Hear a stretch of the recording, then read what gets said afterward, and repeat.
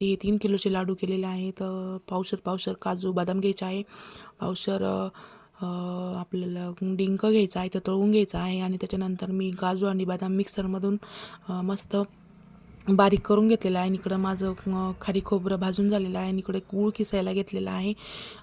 त्याच्यानंतर आता गूळ आपल्याला मस्त तुपामध्ये तळून घ्यायचा आहे. तर बघू शकता इकडे तूप मी तापायला ठेवलेला आहे. तुपाचा म्हणजे गूळ आहे ना आपल्याला म्हणजे मस्त असा तो वितळून घ्यायचा आहे बघा.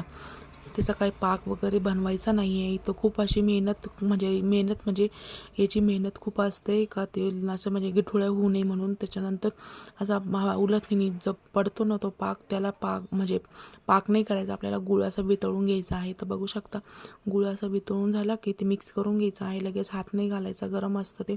उलथणीने आपल्याला मिक्स करून घ्यायचं आहे, जेणेकरून आपलं सगळं मिक्स होईल. आणि त्याच्यानंतर सगळे असे लगेच लाडू वळायला घ्यायचे आहे. खूप टेस्टी आणि